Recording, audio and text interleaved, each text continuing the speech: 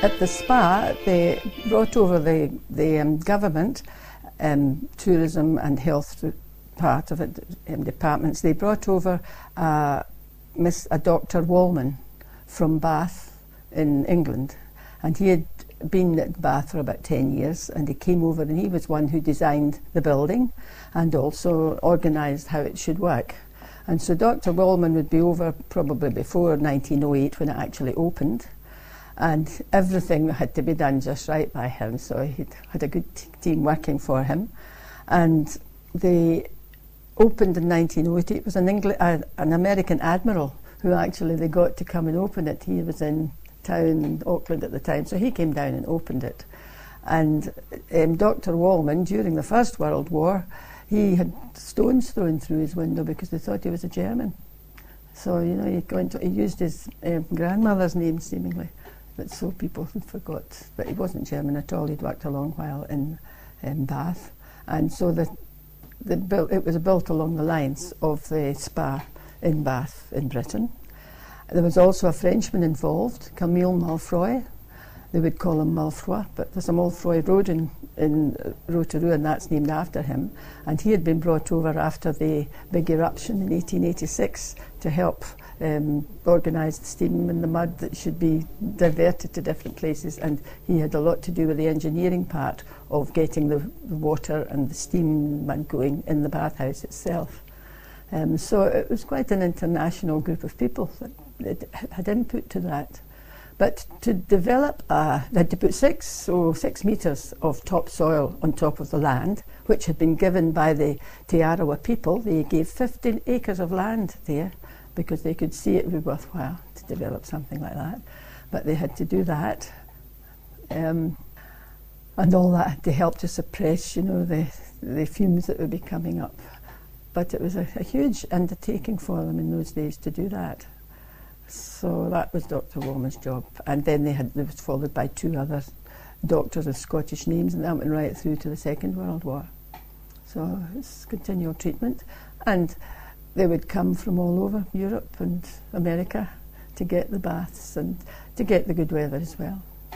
And the treatments were satisfactory, I think.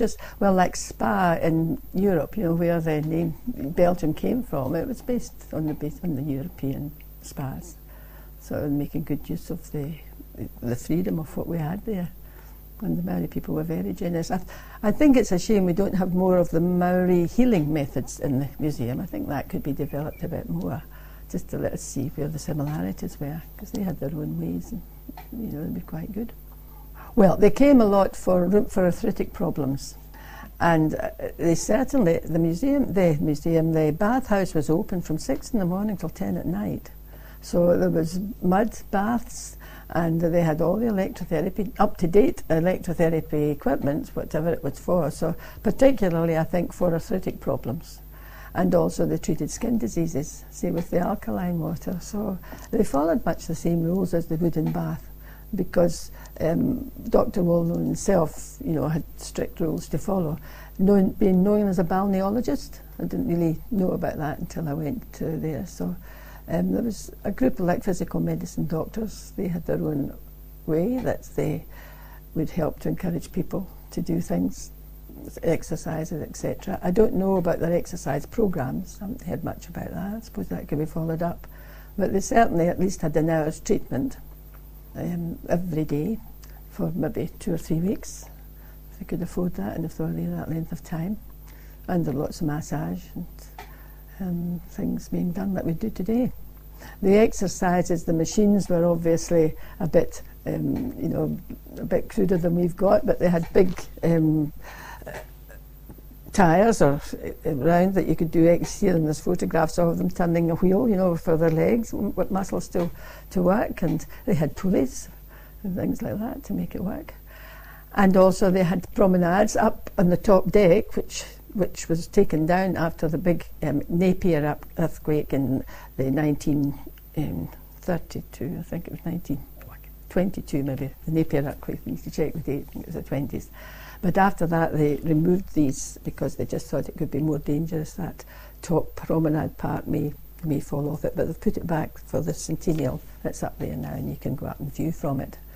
But they did encourage people to do a lot of walking, and there was no other treatments. You see, nowadays, well, you get your medication and you get your different types of injection. Of course, exercise is definitely more organised, isn't it, what they do. So they didn't spend all that money not to get some cure. So there's nothing else around. So I guess they enjoyed the countryside as well.